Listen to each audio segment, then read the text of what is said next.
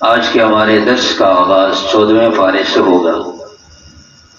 14ویں پارے کی ابتدا میں اللہ جل شانہ نے کفار اور اللہ کو نہ ماننے والے لوگوں کی تمنا اور خواہش کا ذکر فرمایا کہ یہ کافر لوگ جو آج ایمان نہیں لائے، کل جب یہ اللہ کی بارگاہ میں پیش ہوں گے اور دین اسلام پر مسلمانوں کو ملنے والے انعامات کو دیکھیں گے تو یہ تمنا کریں گے کہ کاش ہم بھی مسلمان ہوتے، کاش ہم بھی مسلمان ہوتے۔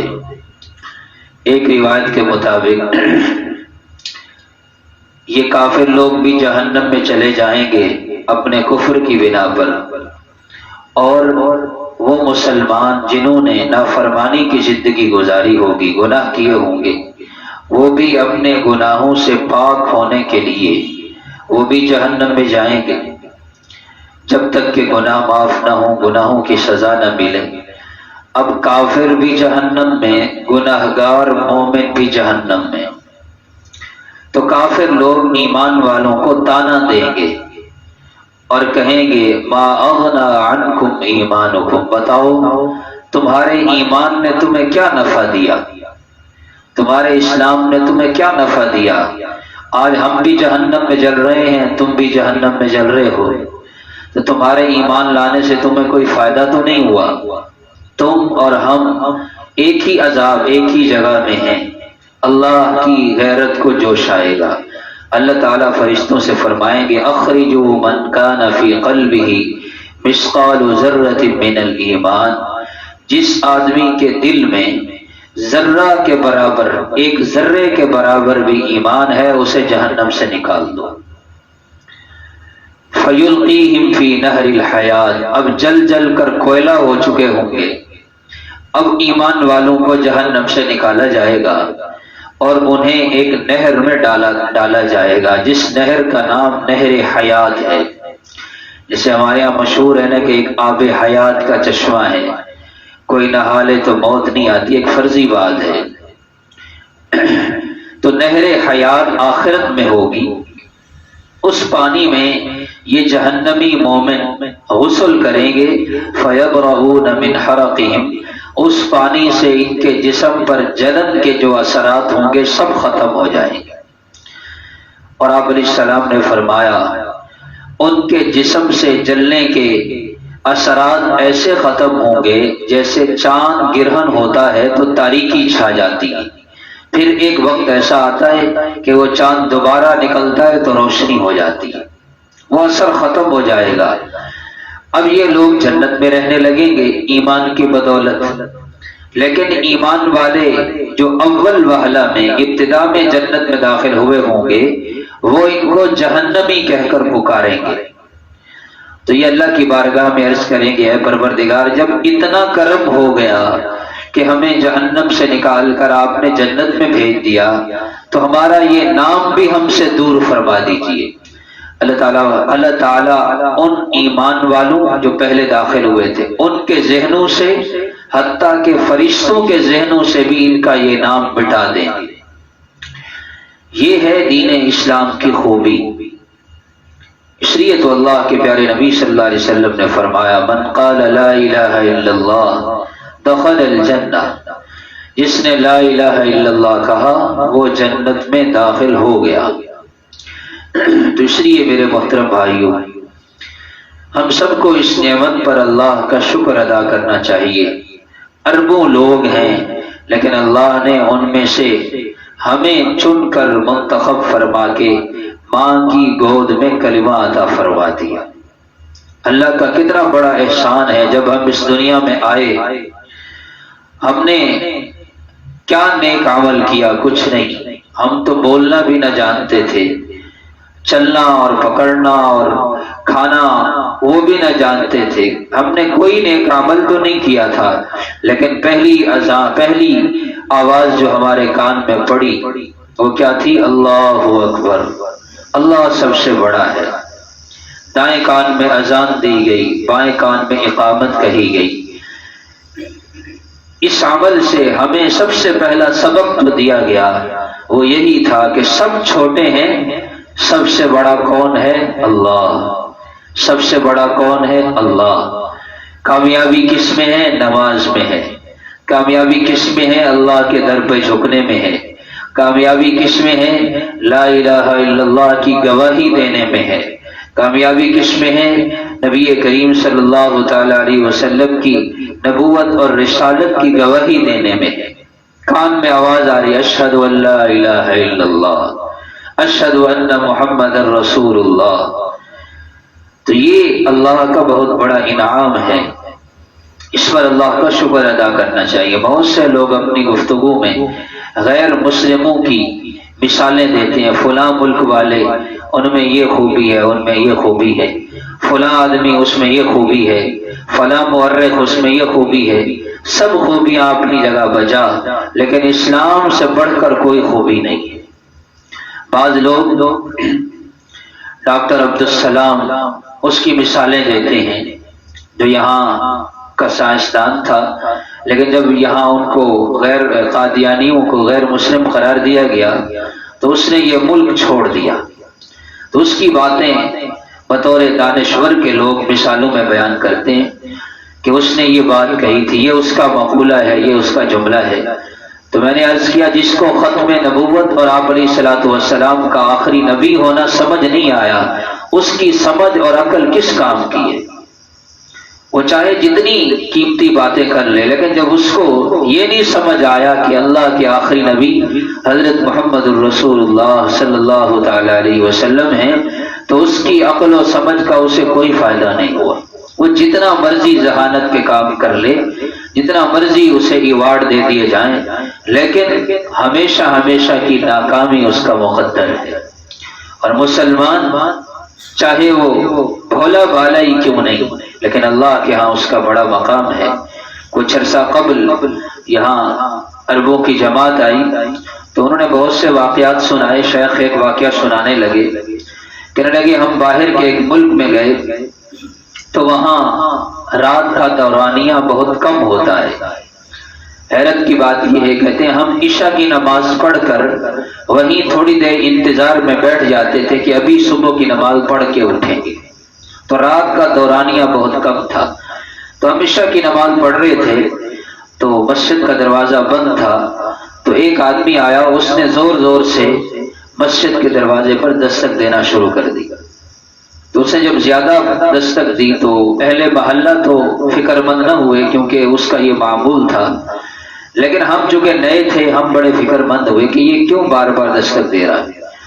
پوچھنے پر پتہ چلا کہ یہ ایک مسلمان ہے جو جس کا ذہنی توازن کچھ کمزور ہے۔ اس کی یہی عادت ہے کہ جب مسجد میں لوگ نماز پڑھتے ہیں تو یہ آ کر زور زور سے دستک دیتا ہے۔ امام صاحب نے بتایا کہ کوئی دن ہفتے کا ایسا نہیں گزرا، کوئی دن ہفتے کا ایسا نہیں گزرتا جس دن یہ کسی کو ہمارے پاس مسلمان ہونے کے لیے نہ لاتا۔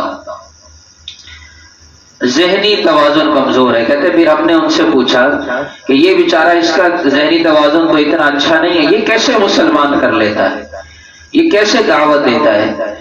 کہتے ہیں بس یہ جاتا ہے غیر مسلموں کے پاس اور انہیں اپنے انداز میں سمجھانے کی کوشش کرتا ہے کہ مسلمان ہو جاؤ ورنہ جہنم میں جلنا پڑے گا۔ بس اللہ نے اس میں یہ صلاحیت رکھی ہے کہ اس کی اس ٹوٹی پھوٹی دعوت میں اتنی برکت ہے کہ روزانہ ایک آدمی کم از کم یہ مسلمان کر لیتا ہے۔ تو ہماری امت کے افراد ان میں اللہ نے ایسی صلاحیت رکھی ہے۔ اس لیے مفتی زین العابدین صاحب رحمۃ اللہ علیہ فرمایا کرتے تھے، اس امت میں جس فرد کو اللہ نے پیدا فرما دیا اس میں اللہ نے داعی والی صفات رکھ دی ہیں۔ وہ خود بھی دین پر عمل کرتا ہے اور اس میں یہ صلاحیت ہے کہ وہ دوسروں کو بھی دین پر لاتا ہے۔ اس لیے میرے محترم بھائیو، دین اسلام بہت بڑی نعمت ہے، اس نعمت پر اللہ کا شکر ادا کرنا۔ ساتھ ہی اللہ جل شانہ نے قرآن کریم کی حفاظت کا تذکرہ فرمایا۔ ہم نے قرآن کو نازل کیا اور ہم ہی اس کی حفاظت کرنے والے ہیں۔ قرآن کریم کی حفاظت اللہ جل شانہ نے اس کا ذمہ اپنی ذات کے لیے رکھا ہے کہ میں ہی اس کی حفاظت کرتا ہوں، ہم اس کی حفاظت کرتے ہیں۔ اللہ کی شان ہے، جتنی قیمتی چیز ہوتی ہے اس کا محافظ اتنا ہی زیادہ طاقتور رکھا جاتا ہے۔ 500 روپے ہوں تو اس کی حفاظت تھوڑی ہوتی ہے، اور لاکھوں روپے ہوں تو بینک میں رکھ کر لوگ بڑے حفاظتی اقدامات کرتے ہیں۔ اس دنیا میں تمام کتابوں میں سب سے زیادہ قیمتی کتاب کون سی ہے؟ قرآن کریم ہے، اور اس کا محافظ سب سے کم عمر بچہ ہوتا ہے۔ اللہ جل جلالہ یہ سمجھانا چاہ رہے ہیں کہ اس کی حفاظت، جس بچے کو تم 1000 روپے نہیں دیتے، 500 نہیں دیتے، میں نے اس کے سینے میں سب سے قیمتی کتاب رکھ دی۔ سمجھانا یہ چاہ رہے ہیں کہ یہ بچہ حفاظت نہیں کر رہا، حفاظت تو میں کر رہا ہوں، حفاظت تو اللہ کر رہے ہیں۔ یہ تو اللہ نے اس امت کے ان افراد کو عظمت دی ہے جن کے سینے میں اللہ نے اپنا کلام رکھ دیا۔ یہ منتخب لوگ ہیں، منتخب۔ ثم اورثنا الکتاب الذین اصطفینا من عبادنا، فرمایا ہم اپنے بندوں میں سے جسے چنتے ہیں اسے اپنی کتاب کا وارث بناتے ہیں۔ حضرت علی فرمایا کرتے تھے رضینا قسمت الجبار فینا لنا علم وللجہال مال، ہم اللہ کی تقسیم پر راضی ہیں۔ اللہ نے ہمیں علم عطا کر دیا اور جاہلوں کو اللہ نے مال دے دیا۔ انہیں اللہ نے مال دیا، انہیں ان کا مال مبارک، اللہ نے ہمیں علم دیا، ہمیں ہمارا علم مبارک۔ تو اس لیے اللہ جل شانہ نے جس شخص کو اولاد دی ہے وہ اگر اسے قرآن کا حافظ بناتا ہے، اللہ جل شانہ کل قیامت کے دن نور کا تاج والدین کے سر پر رکھیں گے، جس کی روشنی چمکتے ہوئے سورج سے بھی زیادہ ہوگی۔ لوگوں میں سب سے بڑا اعزاز ہوگا کہ یہ حافظ قرآن کے والدین ہیں، حافظ قرآن کے والدین ہیں۔ لیکن اس میں ایک بات یہ بھی ذہن میں رکھنی چاہیے، رسمی لوگ حافظ قرآن بچوں کو بنا دیتے ہیں دنیاوی مفاد کے لیے، دنیاوی مفاد کے لیے۔ کتنی سطحی سوچ ہے۔ بعض لوگ اس لیے حافظ قرآن بناتے ہیں تاکہ جب پڑھے گا، دنیاوی تعلیم پڑھے گا تو بعض اداروں میں، بعض شعبوں میں حفظ قرآن کے نمبر ملتے ہیں، تو چلو 10 12 15 20 نمبر اس کے بھی اضافی سے مل جائیں انٹری ٹیسٹ میں پاس ہونے کے لیے۔ اور بعض لوگ تو حیرت کی بات ہے، بعض لوگ تو حفظ قرآن اس لیے کراتے ہیں یہ بچے کا ذہن تیز ہو جاتا ہے۔ اللہ اکبر، کتنی ادنا سوچ ہے، ذہن کے تیز ہونے کے لیے قرآن پڑھا رہے ہیں، پھر وہ ذہن استعمال کہاں کرانا ہے؟ دنیا کمانے میں، دنیاوی علم حاصل کرنے میں۔ اللہ کے نبی صلی اللہ علیہ وسلم نے فرمایا جسے اللہ نے قرآن کی نعمت دی ہو، قرآن کی دولت دی ہو، اور پھر وہ دنیا داروں کی طرف اور ان کے مال کی طرف للچائی ہوئی نظروں سے دیکھے، اس نے اللہ کی اس نعمت کی ناقدری کی۔ اللہ نے کتنی بڑی نعمت دی ہے حافظ قرآن کو، عالم قرآن کو، تو دنیا داروں کی طرف اور ان کے مال کی طرف نظر اٹھا کے بھی نہیں دیکھنا چاہیے۔ اس لیے قرآن، حافظ قرآن، اس کو اللہ نے بڑا مقام دیا ہے۔ ہمارے معاشرے کا یہ المیہ ہے کہ سب سے کم درجے کا اسی کو سمجھا جاتا ہے، سب سے کم درجے کا۔ ویسے تو بڑا اعزاز و اکرام کریں گے، لیکن جب اولاد کو پڑھانے کی باری آتی ہے تو اولاد کو دین نہیں پڑھاتے، دنیا پڑھاتے ہیں۔ انسان کا سب سے بڑا قیمتی اثاثہ کیا ہے؟ اس کی اولاد۔ اب وہ اولاد کو جس شعبے میں لگا رہا ہے، سمجھ لیجئے اس کے ہاں اس شعبے کی اہمیت ہے، اس کے ہاں اسی شعبے کی۔ اس لیے تو وہ اپنی سب سے قیمتی متاع، سب سے قیمتی اثاثہ اس شعبے میں جھونک رہا ہے، اس شعبے میں لگا رہا ہے۔ تو اس لیے قرآن کریم خود بھی پڑھنا ہے، اپنی اولادوں کو پڑھانا، اور پھر ان کی مکمل نگرانی رکھنا۔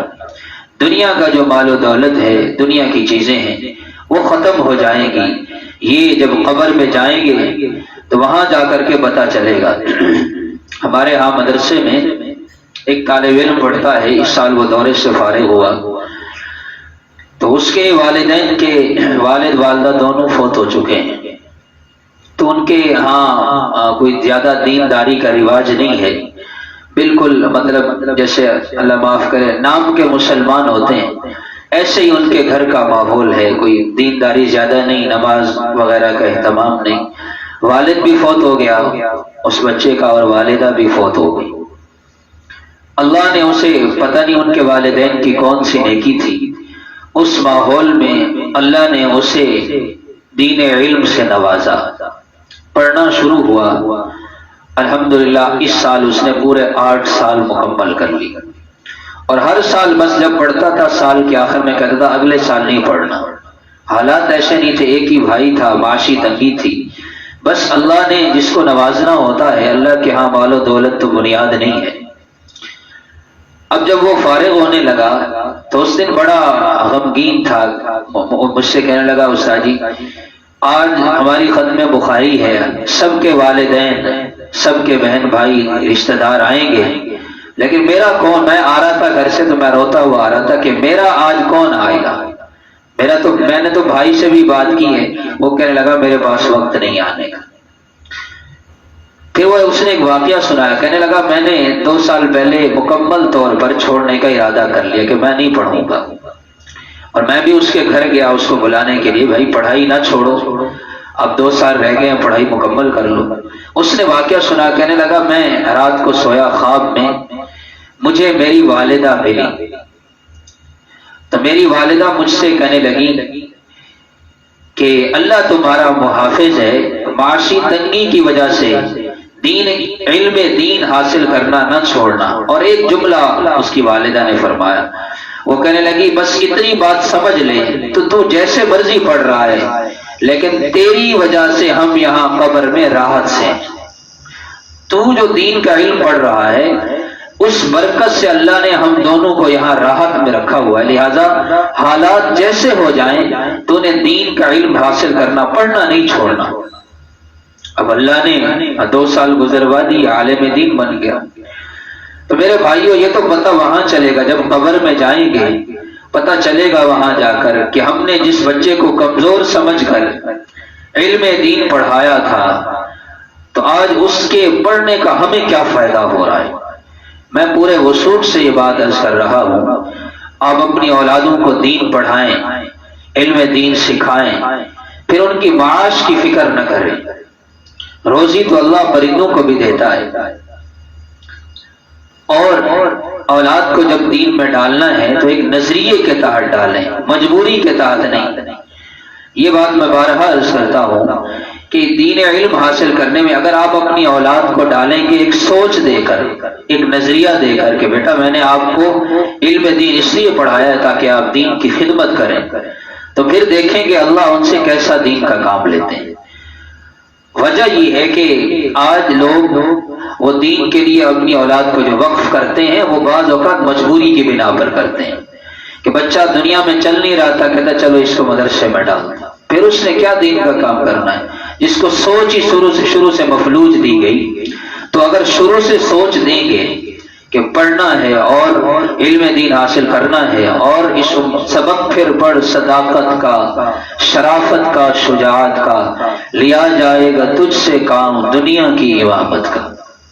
اس لیے آپ اپنی اولادوں کو ایک نظریے، ایک سوچ کے تحت جب دین میں ڈالیں گے پھر اس کی برکتیں انشاءاللہ اس دنیا میں بھی محسوس ہوں گی۔ اللہ جل جلالہ نے ساتھی مشرکین کی ایک بری عادت کا تذکرہ فرمایا کہ جب ان کے ہاں بیٹی ہوتی تھی، اذا بشر احدهم بالانثى ظل وجهه مسودا وهو كظيم، تو ان کا چہرہ بیٹی کی ولادت کی خبر سن کر چہرہ سیاہ ہو جاتا اور وہ اپنے اندر گھٹن محسوس کرتا، یتوارا من القوم، لوگوں سے چھپتا پھرتا تھا۔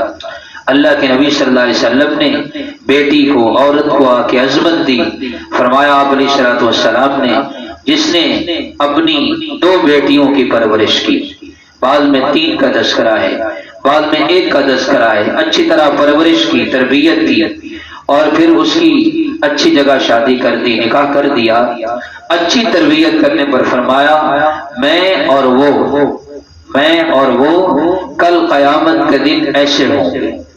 آپ نے دونوں انگلیوں کو ملا کر ارشاد فرمایا، اور اللہ کی شان ہے آپ علیہ الصلوۃ والسلام کی تمام نرینہ اولاد فوت ہو گئی، آپ کے ہاں صرف بیٹیاں ہی باقی بچی۔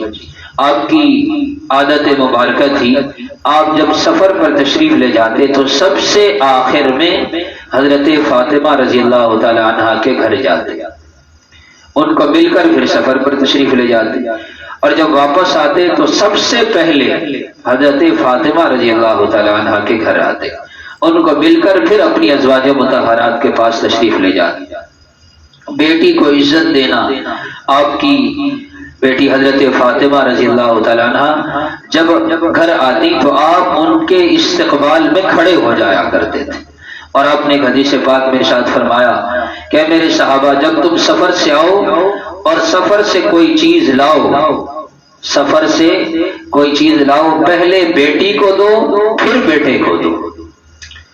اس طرح اللہ جل شانہ نے بیٹیوں کو عظمت فرمایا، جو بیٹی کی پیدائش پر خوش ہوتا ہے اللہ اس سے خوش ہوتے ہیں، اللہ اس سے بیٹی کی پیدائش پر ناخوشی کا اظہار کرنا، پریشان ہونا، یہ مشرکین کی عادت ہے، ایمان والوں کی نہیں۔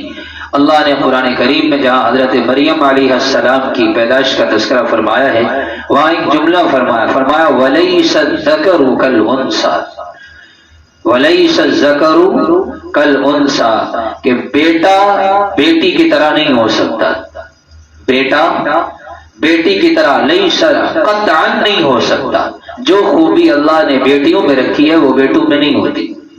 اور معاشرے میں آپ دیکھیں تو جتنی اولاد میں سے بیٹیاں چاہے وہ دوسرے گھر ہوتی ہیں لیکن وہ اپنے والدین کی خدمت بیٹوں سے بڑھ کے کرتی، وہ جب بھی گھر آتی ہیں تو اپنی سعادت سمجھ کر خدمت میں لگ جاتی ہیں کہ کچھ دن آئی ہیں اپنے والدین کی خدمت کر لیں۔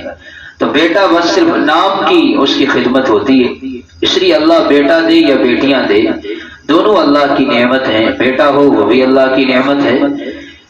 اور حدیث میں فرمایا آپ علیہ السلام نے کہ اولاد کو سب سے بہترین دیا جانے والا تحفہ، والدین کی طرف سے اپنی اولاد کو دیا جانے والا سب سے بہترین تحفہ اچھی تربیت ہے، سب سے بہترین تحفہ اچھی تربیت ہے۔ کچھ نہیں چھوڑ کے گیا، اچھی تربیت دے کر کے گیا، انشاءاللہ دنیا میں بھی اس کے لیے نیک نامی کا ذریعہ بنے گی اولاد، اور آخرت میں بھی۔ شہد کی مکھی کا تذکرہ فرمایا جس نام پر یہ صورت ہے۔ شہد کی مکھی حیرت انگیز کام کرتی ہے جن کو سمجھنے سے اور کرنے سے عقل انسانی عاجز ہے۔ چھتا بنانے کا عمل ہے، آتا ہے چھتے میں 20 سے 30 ہزار تک خانے ہوتے ہیں، بعض 6 کونوں والے مسدس، بعض 5 کونوں والے مخمس، بعض 7 کونوں والے مصبع، اور پھر ان میں جو شہد کے جمع کرنے کا گودام ہے وہ الگ ہے۔ ہزاروں شہد کی مکھیوں پر ایک ملکہ حکمرانی کرتی ہے، بعض چھوٹے بچوں کی دیکھ بھال کا کام کرتی ہیں، بعض مزید تراش خراش کا کام کرتی ہیں۔ اور آتا ہے بعض روایات کے اندر کہ مکھی، شہد کی مکھی جب وہ شہد لے کر کے آتی ہے تو جس پھل سے پھول سے اس نے شہد وہ رس چوسا ہوتا ہے وہاں پر وہ ایک نشان چھوڑ کے آتی ہے، اللہ کی قدرت ہے، تاکہ بعد میں آنے والی مکھی کا وقت ضائع نہ ہو، اس کو پتہ چل جائے کہ یہاں سے رس چوسا جا چکا ہے۔ پھر وہاں دربان مقرر ہے جو وہ رس چوس کے جاتی ہے، پہلے جیسے لیبارٹری میں ٹیسٹ ہوتا ہے ایسے وہاں ٹیسٹ ہوتا ہے کہ اس میں یہ جو رس چوس کے آئی ہے یہ نفع مند ہے یا نہیں، اگر وہ نفع مند ہو تو اسے آگے جانے دیا جاتا ہے، اگر نفع مند نہ ہو تو اس جرم میں اسے وہیں پر قتل کر دیا جاتا ہے۔ اس لیے اللہ نے شہد میں شفا رکھی ہے۔ آپ علیہ الصلوۃ والسلام کے زمانے میں ایک صحابی عرض کیا رسول اللہ میرے بھائی کے پیٹ میں تکلیف ہے، آپ علیہ السلام نے فرمایا اپنے بھائی کو شہد پلاؤ، شہد پلایا، تکلیف اور بڑھ گئی، دوسری بار آئے آپ نے فرمایا شہد پلاؤ، تکلیف اور بڑھ گئی، تیسری مرتبہ آئے آپ علیہ الصلوۃ والسلام نے فرمایا قد صدق اللہ وکذب بطن اخیک، اللہ سچ کہتے ہیں تیرے بھائی کا پیٹ جھوٹ بولتا ہے، کیونکہ اللہ نے قرآن میں کیا فرمایا شراب مختلف الوانہ فیہ شفاء للناس، اس شہد میں اللہ نے شفا رکھی. تیسری مرتبہ جا کر شہد پلائی، اللہ نے شفا عطا فرمائی. ابن ماجہ کی روایت ہے، آپ علیہ السلام نے فرمایا علیکم بالشفاءین، تم پر لازم ہے کہ دو شفا والی چیزوں کو استعمال کیا کرو، العسل والقرآن، ایک شہد اور ایک قرآن. قرآن میں بھی شفا ہے، وَنُنَزِّلُ مِنَ الْقُرْآنِ مَا هُوَ شِفَاء، اور شہد میں بھی اللہ نے شفا رکھی ہے. ایک حدیث میں آتا ہے آپ علیہ السلام یحب الحلوى والعسل، آپ علیہ السلام حلوہ، میٹھی چیز اور شہد کو بہت پسند فرماتے تھے. اللہ کی شان ہے کہ لوگ حلوے کی نسبت کس کی طرف کرتے ہیں؟ مولویوں کی طرف کرتے ہیں. ہمیں یہ نسبت منظور ہے، اس لیے کہ اللہ کے نبی صلی اللہ علیہ وسلم کو بھی کیا پسند تھا. تو لوگ جو مرضی تانے دیتے رہے، اللہ کی شان ہے، اللہ نے ہمیں جس شعبے سے وابستہ کیا ہے، ہم ایک نظریے کے تحت اس شعبے میں آئے ہیں، ہم مجبوری کی بنا پر نہیں آئے. اللہ نے اپنے فضل و کرم سے، ماں باپ کی دعاؤں سے اس شعبے میں رکھا ہے، ہم اس پر اللہ کا شکر ادا کرتے ہیں. تو اللہ کے نبی کو کیا پسند تھا؟ یحب الحلوہ. تو ہماری طرف اس چیز کی پسند کی نسبت ہے جس کی نسبت نبی کریم صلی اللہ تعالی علیہ وسلم کے ساتھ ہے. ان اللہ یأمر بالعدل والاحسان، قرآن کریم کی سب سے جامع ترین آیت جس میں اللہ تعالیٰ نے 3 کام کے کرنے کا حکم دیا، 3 کاموں سے منع فرمایا. اللہ تمہیں حکم دیتا ہے عدل و انصاف کا، احسان کا، اور رشتہ داروں کے ساتھ حسن سلوک کرنے کا. اللہ تمہیں منع کرتا ہے فحشا، فحش گوئی، بد کلامی، لوگوں کے نام رکھنا، لا تنابزوا بالالقاب، غلط نام رکھنا. ایک عورت کا تذکرہ ہوا نبی کریم صلی اللہ علیہ وسلم کے سامنے، تو حضرت امی عائشہ رضی اللہ تعالیٰ عنہ فرمانے لگی اچھا وہ جو چھوٹے قد کی ہیں، یوں اشارہ کیا، جو جیسے ہم چھوٹے قد والے کو یوں کہتے ہیں نا، وہ جو چھوٹے قد کی ہیں، صرف اتنی بات فرمایا. آپ علیہ السلام نے فرمایا اے عائشہ، تو نے اپنی زبان سے ایسا کلمہ نکالا ہے، اگر یہ کلمہ 7 سمندروں میں ڈالا جائے تو 7 کے 7 سمندر کڑوے ہو جائیں. یعنی کسی کے برے نام رکھنا، برے القابات سے پکارنا، نام کو بگاڑنا. لوگ کہتے ہیں جی ہم تو محبت میں کہہ رہے ہیں، محبت میں بھی نام کو بگاڑنے کی اجازت نہیں.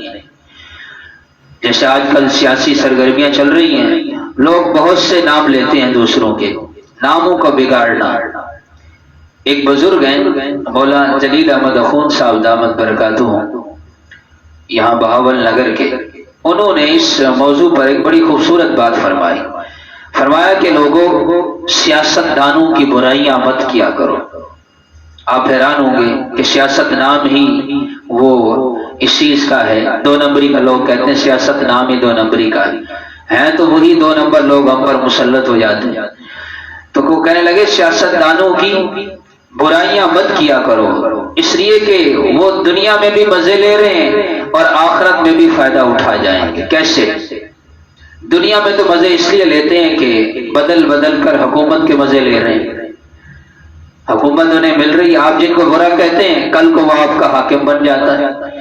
دنیا میں تو یوں فائدہ اٹھا جاتے ہیں کہ حکومتیں لے گئے، اور آخرت میں یوں فائدہ اٹھا جاتے ہیں ہم ان کی برائی کرتے ہیں، غیبت کرتے ہیں. اور حدیث پاک کے مطابق جس کی غیبت کی جائے، غیبت کرنے والے کی نیکیاں اس کو دے دی جاتی ہیں. تو ہم ان کی برائیاں کرتے ہیں، دنیاوی فائدہ بھی دیتے ہیں، انہیں اخروی فائدہ. ہم سارا مہینہ نیک عمل کرتے ہیں، سارا دن روزہ رکھتے ہیں، شام کو تجزیہ تبصرہ غیبت کی، سارے نیک عمل ان کو دیتے ہیں. وہ ڈبل مزے کر رہے ہیں، حکومت کا مزہ بھی لے رہے ہیں اور ہماری نیکیوں کے مزے بھی لے رہے ہیں. تو یہ رمضان المبارک کا مہینہ، ویسے تو پورا سال ہونا چاہیے. انسان، فرمایا آپ علیہ السلام نے، من حسن اسلام المرء، مسلمان کے اسلام کا حسن یہ ہے کہ وہ لا یعنی گفتگو کو چھوڑ دیتا ہے. اس لیے غیبت کرنا، ہم سمجھتے ہیں غیبت سے مراد یہ کہ معاشرے میں بھائی کی غیبت کر لی، دوست کی غیبت کر لی، ساتھ رہنے والے پڑوسی کی غیبت، یہ غیبت ہے. اور سیاست دانوں کی جو ہم برائیاں کرتے ہیں، وہ یوں ہے، وہ یوں ہے، وہ یوں ہے، یہ غیبت نہیں ہے. کیا وہ انسان نہیں ہے؟ وہ مسلمان نہیں ہے؟ اس کی غیبت کر کے کیوں؟ اپنی کتنی نیکیاں ہیں ہمارے پاس، حضرت حسن بصری رحمۃ اللہ علیہ امام اعظم ابو حنیفہ رحمۃ اللہ علیہ کے ہم عصر تھے. ان سے کسی نے پوچھا کہ اس امت کا اس وقت کا سب سے بڑا بخیل کون ہے؟ بخیل، بخل کرنا، کنجوس. ہمارے ہاں اردو میں تو بخیل ذرا معیوب سمجھا جاتا ہے، عربی زبان میں بخیل سے مراد بخل، کنجوس آدمی. سب سے بڑا بخیل کون ہے؟ تو وہ کہنے لگے امام اعظم ابو حنیفہ رحمۃ اللہ علیہ. تو لوگ بڑے حیران ہوئے کہ وہ وقت کے بہت بڑے امام ہیں اور اتنے نیک آدمی ہیں. حالانکہ بخل تو اچھی صفت نہیں ہے، حدیث میں آتا ہے بخیل آدمی، کنجوس آدمی جو مال جوڑ جوڑ کے رکھتا ہے، اللہ کی راہ میں خرچ نہیں کرتا، بخیل آدمی جہنم کے قریب ہے، جنت سے دور ہے. اور فرمایا سخی آدمی، خرچ کرنے والا، جنت کے قریب ہے، جہنم سے دور ہے. تو آپ امام اعظم ابو حنیفہ رحمہ اللہ کے بارے میں یہ کہہ رہے ہیں کہ وہ سب سے بڑے بخیل ہیں. فرمایا ہاں، اس لیے کہ وہ لوگوں سے تو لے لیتے ہیں اور خود کسی کو کچھ نہیں دیتے. جو لوگوں سے تو مال اکٹھا کر کے اپنے پاس رکھ لے اور کسی کو نہ دے، وہی بخیل ہوتا ہے. فرمایا امام صاحب اس لیے سب سے بڑے بخیل ہیں کہ ان کے مقام کو دیکھ کر، ان کی علمی شان کو دیکھ کر لوگ ان سے حسد کرتے ہیں اور لوگ ان کی برائیاں کرتے ہیں، غیبت کرتے ہیں. نتیجتاً لوگ اپنی ساری نیکیاں انہیں دے دیتے ہیں اور وہ کبھی کسی کی غیبت نہیں کرتے. تو لوگوں کی نیکیاں لے لیتے ہیں، اپنی نیکی کسی کو نہیں دیتے. اسی کو تو بخل کہتے ہیں کہ لوگوں کا مال لے لے، اپنا نہ دے. تو لوگوں کی نیکیاں لے لیتے ہیں، اپنی نیکیاں کسی کو نہیں دیتے، کسی کی غیبت نہیں کرتے. تو ان سے بڑا بخیل کوئی نہیں. تو اس لیے میرے محترم بھائیو، یہ رمضان المبارک اللہ ہدایت دے، ہم سب کو اللہ ہدایت عطا فرمائے، خصوصاً ان سیاستدانوں کو بھی اللہ ہدایت عطا فرمائے. باطل کی ایسی سازش ہے، بسا اوقات ایسا ہوتا ہے رمضان میں میچ رکھ دیتے ہیں. اب وہ جس دن میچ ہوتا ہے اس دن تراویح میں بھی لوگ تھوڑے ہیں، نمازوں میں سارا ادھر لگے ہوئے ہیں. اور کبھی ایسا آتا ہے اب یہ سیاسی جلسے ہو رہے ہیں. یہ سیاسی جلسوں کا مہینہ ہے، یہ تو اللہ کو راضی کرنے کا مہینہ ہے. اور لوگ اب جو جلسوں میں جا رہے ہیں وہ کیا سارے روزہ دار ہیں؟ تو اس لیے اس وقت کو، یہ بڑا قیمتی وقت ہے، ایک ایک لمحہ بڑا قیمتی ہے. اس لیے کم از کم درجہ یہ ہے کہ رمضان میں ان سیاسی بحثوں کو چھوڑ دیں، اور ان بحثوں سے ہونے والا کچھ نہیں ہے.